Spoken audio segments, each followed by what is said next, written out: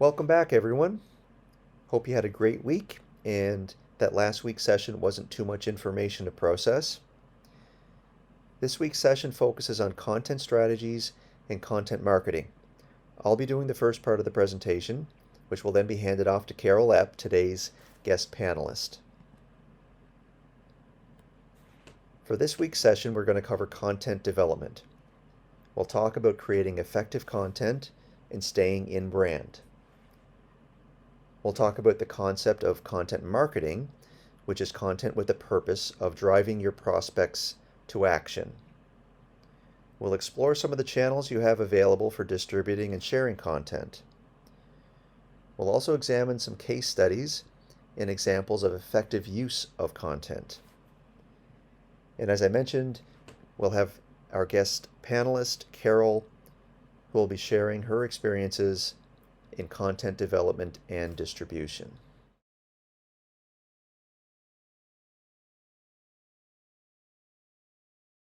So content is really important. It's what drives the internet. It's also what's driven my company for the past 25 years. We've produced a lot of our own content and have produced even more for our clients. When it comes to selling products that have a lot of competitive options and variety, content can often be your key differentiator.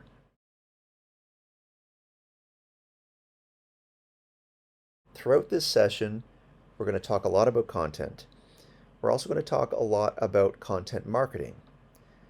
So what's the difference specifically between content and content marketing?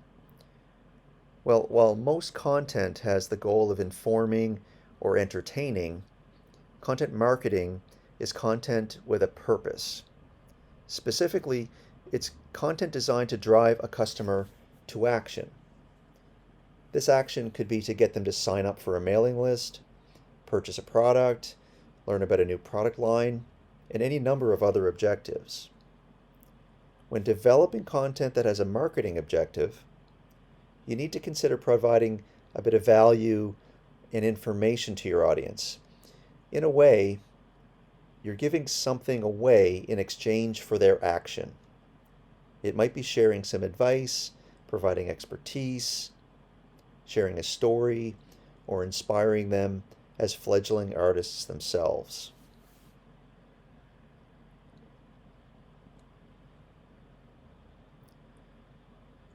Content marketing can really take as many forms as there are content, including things like social media, newsletters, infographics, blogs, vlogs, podcasts, video content, and anything else you can really think of in the form of content.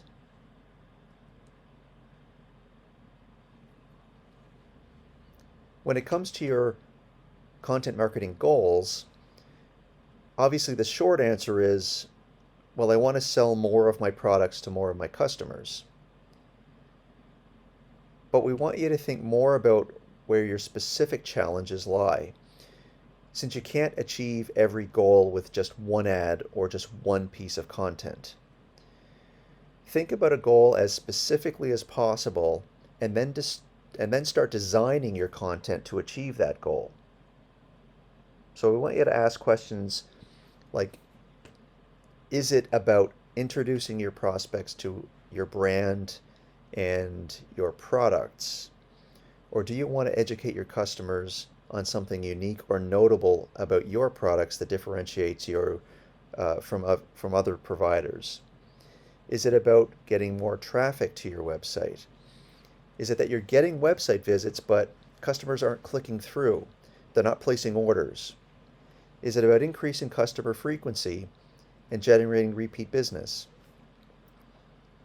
Or do you want them to sign up or subscribe to a blog or a newsletter?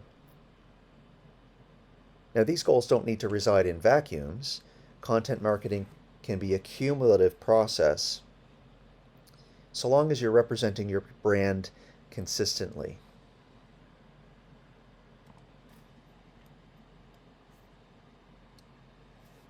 Storytelling itself is at the center of all great content.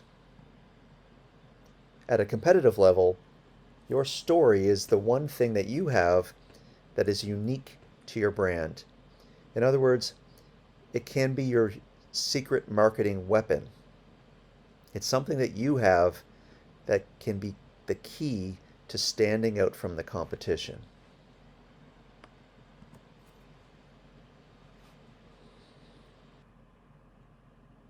So quality imagery and video are two of the most important things you can invest in to help convert your leads into sales.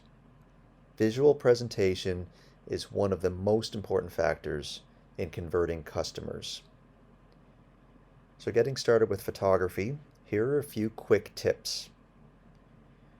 Natural light works great, so if you can, simply set up your products near a window. Whenever possible, try to use a tripod. It can make a huge difference in the clarity and the sharpness and overall quality of your images. Now, if you have a bit of experience and you can stage your product photos, then that's fantastic. But if you don't have a lot of photography experience and you want to achieve some minimum level of quality and consistency, then the industry standard is to photograph your products against a white background. This can be achieved with something as simple as a white sheet or a poster board. And finally, you should try to use a reflector, which is often called a bounce board, on the opposite side of your window or your light source. This reflects some of the light back onto the other side of your object, creating even more even lighting, and it softens out those shadows. Again, this could be something as simple as a white poster board or a sheet.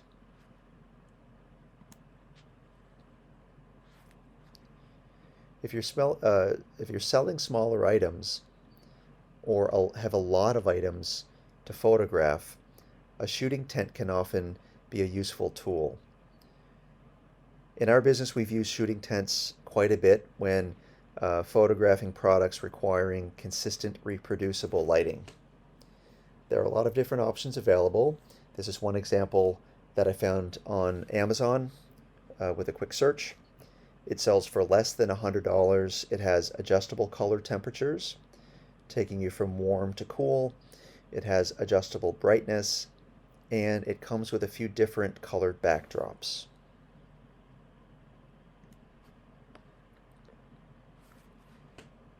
Like photography, there are a lot of resources out there to help you increase the quality of your video.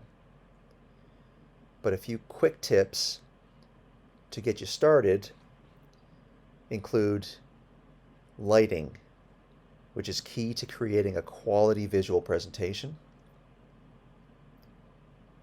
Audio is also one of the most overlooked details by amateur videographers. Really good quality audio is a must. You don't need a really expensive microphone to do it, and even a budget-priced microphone can make a big difference in the quality and clarity of your audio. And then finally, you want to tweak your camera settings, and I'll speak to a few tips to get better results in the next couple of slides. I'm also going to quickly run through some tips that my team and I have picked up over the years to increase the quality of your video. They're just a few quick tips to get you started, and there are lots of additional resources available online, particularly on YouTube if you want to investigate any further. So the go-to setup for lighting a simple video shot is what's referred to as the classic three-point lighting configuration. This is often used for vlogs, product reviews, interviews, and other productions where you have a central subject. It's basically comprised of the following. You have your key light, which is your main light, providing the primary source of light on your subject. Next, you have your fill light, which provides a soft light for the opposite side of your subject, which softens the shadows created by the larger and more powerful key light. The fill light is typically placed lower than your key light and angled slightly upward to soften out those hard shadows. The third light is the backlight, or sometimes called the hair light, which creates a soft glow around the exterior of your subject, and that helps separate it from your background.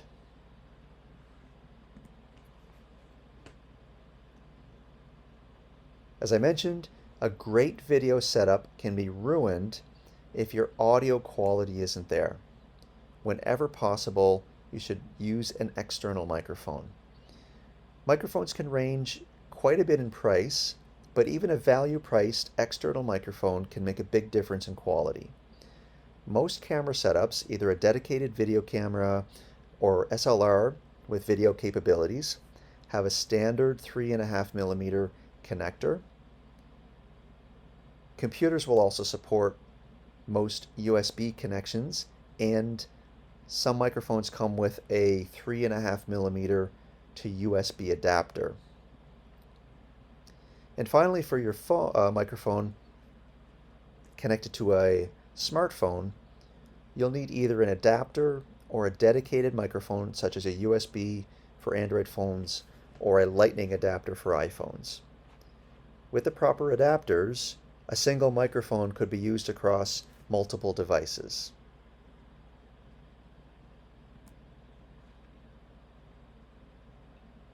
So we could spend an entire series on photography and video, but that's not the purpose of the overall series. But I do want to just quickly mention that by overriding your automatic camera settings, you can make a big difference in the quality of your video. A lot of this obviously depends on what you're shooting on, such as a digital SLR that can shoot video, or a smartphone with a camera app that allows you to modify some of the camera settings. So when shooting video, most content producers shoot for that film or cinematic look. It's typically described as a smoother, soft, more balanced look that we're accustomed to seeing on projects traditionally shot on film. So while we don't have a lot of time to go through some traditional camera theory, I'm going to jump right into a cheat sheet with 4 basic camera settings that will help make a huge difference in the quality of your video. First, you'll need to change your camera's frame rate to somewhere around 24 or 25 frames per second. And that's the rate shot by traditional motion picture cameras. It results in a softer, more fluid motion, again, seen mostly in traditional film projects or productions. The shutter speed should also follow what the industry refers to as the 180-degree rule. That is, your shutter speed should be about double that of your frame rate. Next, for that soft, blurred background, known as a low depth of field, you'll want to open the aperture, which is represented by a lower f-stop setting. And then finally, depending on how your scene is lit, with a wide aperture, you'll typically want to lower your camera's ISO setting so the picture itself is not bright or too grainy. So those are just a few quick tips, and you can examine these further with a quick search on YouTube or Google to get into more detail.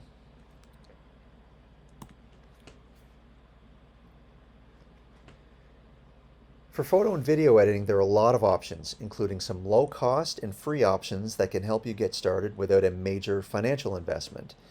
I've provided a quick table here to list a few free and paid options for both video and photo editing. So the Adobe Creative Suite is obviously the industry go-to for all things visual. But it's also a paid monthly service, and they no longer provide options to license versions of the software for a one-time fee. For photo editing, Adobe's Lightroom and Photoshop are the 2 heavy hitters in this category. Companies like Affinity also have popular suites of photo editing and graphic design tools that are definitely worth checking out. Affinity Photo is their affordable answer to those looking for advanced features but don't want to opt into a monthly subscription. If you're looking for some basic image editing tools without incurring that monthly expense, there are some easy to use free options. If you're looking to just make basic adjustments to photos, both Google Photos and Apple Photos have quite a few options for cropping, adjusting color, brightness, contrast, and a host of other settings. There are also online photo editors like Pixlr that can do the trick. For paid options in video editing, Premiere is Adobe's video editing platform, but it's fairly complex and has a steep learning curve. Final Cut Pro is Apple's editing application, and it also requires a bit of investment of time to become comfortable and adept at video editing in these platforms. For basic video editing, and if you're an Apple user, Apple offers iMovie, which is a great app for making basic video edits. And then in the open source space, OpenShot is another multi-platform option, which is also free. It has an easy-to-use interface and a large user base.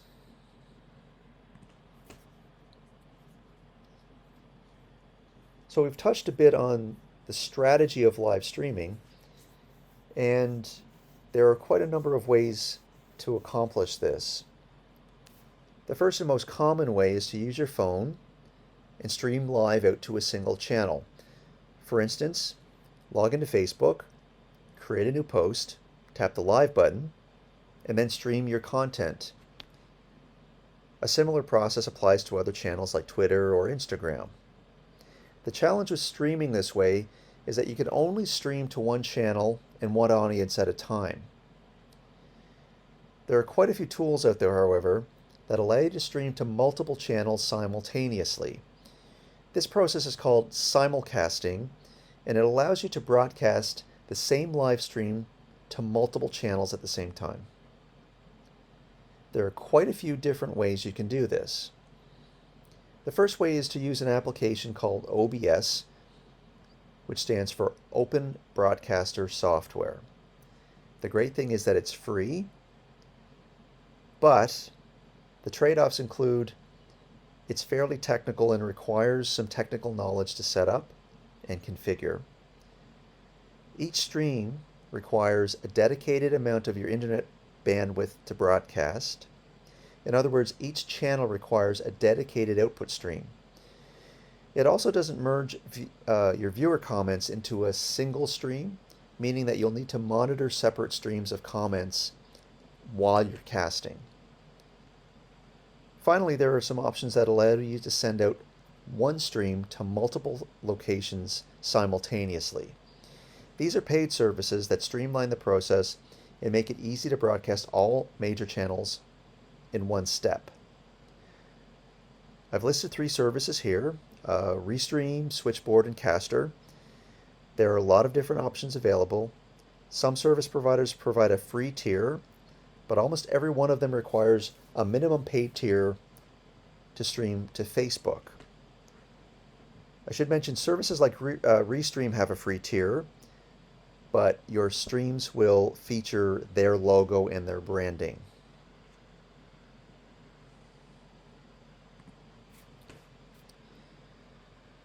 So at this point, we've gone through a lot of processes for producing content and some tools to help you out.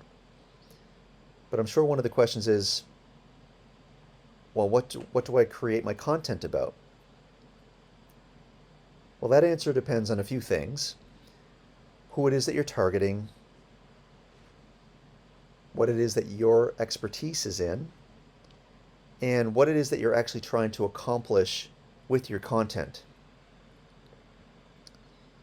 But here are a few ideas to kind of get you started in selecting some subject matter and some formats for your content. First, we can start with the how-to. So now people often say that if you're great at something, then you should never give it away for free. But in today's world, by sharing some of your expertise, you can build an audience and demonstrate that you really are an expert in a particular area. People really do love to watch experts practice their craft. That being said, the time lapse is another really interesting way to share information. This is a great one for those who are potentially camera shy. Since you never need to speak on camera, you just focus the camera on your work. You can then edit together your clips and then speed them up to show your artwork come to life. The blog or vlog category is really a catch-all for a wide range of topics.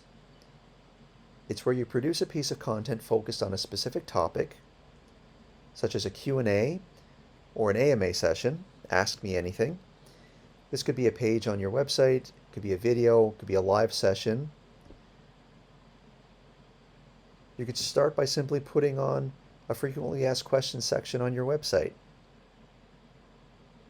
Sneak peeks at some works in progress or some new products that you're working on. A review of a product that you use to create your art, tools, brushes, finishes, raw materials, paint, fabrics, etc. You could provide a tour of your studio. You could do a podcast. And then finally, you could do a live feed. And there are a number of live feed options, including Instagram TV, Facebook Live, and YouTube.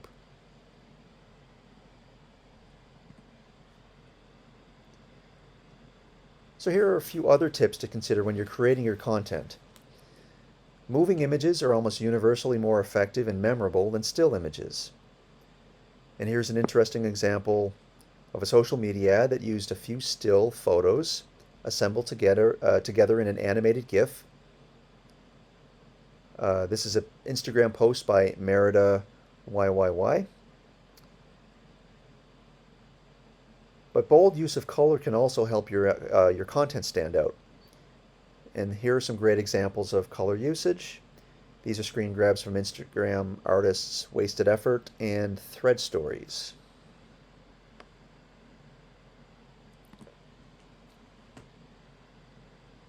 When it comes to content, why not recruit your customers to help you out? The successful jewelry retailer Majuri does a fantastic job of getting engaged customers and influencers to create content on their behalf. They even launched a book club on Instagram inviting customers to post photos of their favorite books while sporting their favorite Majuri jewelry. When done properly, user-generated content is fantastic because there's an authenticity to it. There's a built-in testimonial that works better than paid advertising in many ways. And finally, infographics are a great way to convey a lot of information in a very creative manner. Infographics can be used to tell stories, share your brand, and explain things in a way that appeals to visual learners, which, if you remember, is about 2/3 of all audience members. This is an example of an infographic that uses both color and movement to catch people's attention and convey information.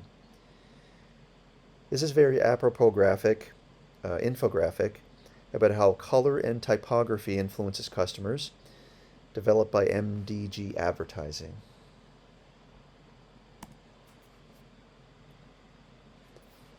In broad terms, your content is shared and distributed to 3 broad channel categories. The first are those that you own, which include your website, blogs, social accounts, Facebook, Twitter, Instagram, your video channels like YouTube and Twitch, and newsletters, emails, white papers, case studies, and other focused content. Then you have your shared channels, which are those that are owned by others. They take the form of shares, mentions, reviews, backlinks, word of mouth. These are all channels that you need to earn, and you don't control them directly. And then finally, you have your paid channels, which include paid search and pay-per-click advertising, social advertising such as Facebook ads or YouTube ads, and retargeting campaigns, which follows a customer with advertising after they visited your site. Any really successful strategy will include a mix of these channels.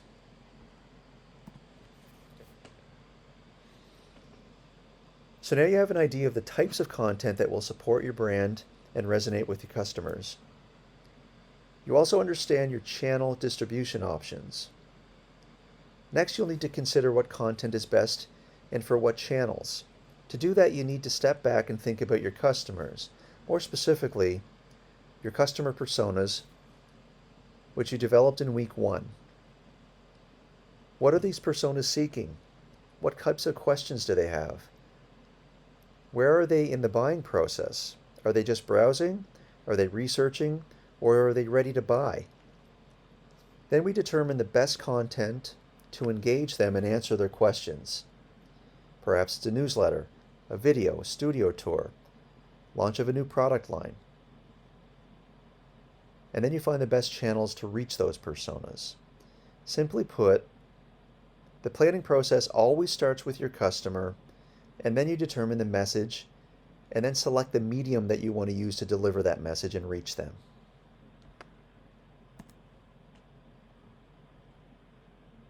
Like nearly everything in the digital space, content is in a constant state of motion. If you're not reaching out to your customers, you can bet your competitors certainly are. So you start with a plan that includes your content goals and channel options, including the topics and stories you want to tell, as well as the formats you want to use. You consider your audience, their motivations, and what questions they might have. This audience should be divided into personas, particularly if you have customer groups with different needs, motivations, and questions. Then you develop your message with the goal of answering those questions and appealing to those motivations. While developing your messages, you want to stay in brand and tell your story whenever you can. Then you deploy your content within the channels that you've chosen, and you listen to the response, you measure the results, and you have a conversation with anyone who's reached out. Then you take everything you've learned, you adapt, you iterate, and you start the process over again, getting better and smarter each time you do it.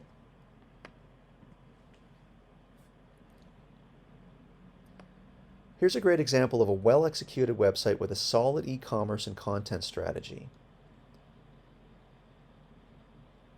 Quinn Chung has the unique advantage of being a professional photographer as well, so she has some excellent product photography featured throughout the site. She also has her social media well integrated within the site. She has email integration with both commissioned work and her mailing list. She posts photos and videos of behind the scenes and works in progress. She frequently posts on social media, including Facebook, Instagram, and TikTok. And her site is built using Wix.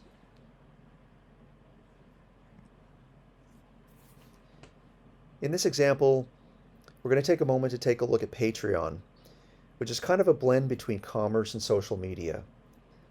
Patreon is a portal established by an artist for artists. It's become an important tool for many artists to supplement their income and support their craft. Patreon is a crowdfunding platform that allows creators to fund their projects by fans or patrons who donate money on a recurring basis. It's similar to other crowdfunding sites like Kickstarter. Patreon allows users to create their own profiles where fans can support their work. Work can basically be supported in a couple of ways. Pledges of recurring monthly donations or donations by project. Pledges are separated into different tiers, and fans can pledge as little as $1 per cycle. In this example, I grabbed a screenshot of a Patreon artist named Lisa Clow, who has more than 1,700 followers and is generating over $7,800 per month on Patreon. Patreon has become an important part of the marketing mix for many creators. Patreon charges its members a small percentage of donations they receive, ranging from 5% to 12%, depending on the tier. Successful Patreon creators are active across multiple channels and encourage all their followers to support them on Patreon.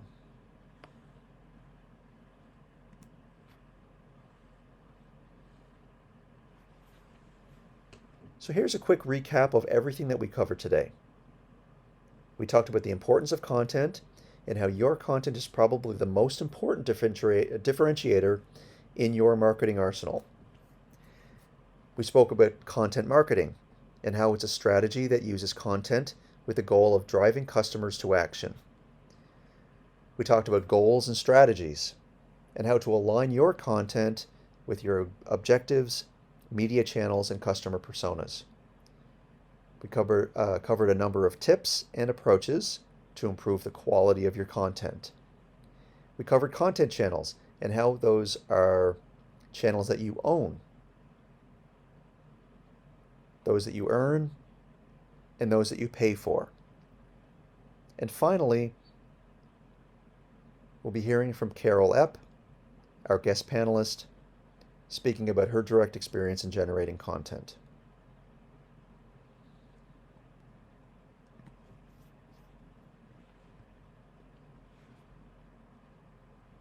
So for next week's assignment, we want you to continue working on your website. This applies to those who are either creating new websites or upgrading their old ones. And we want you to select one of these content assignments. We want you to photograph your products or re-photograph your products. Create a simple video like a how-to, a quick studio tour, a new product launch, or something similar. Or consider writing your first blog.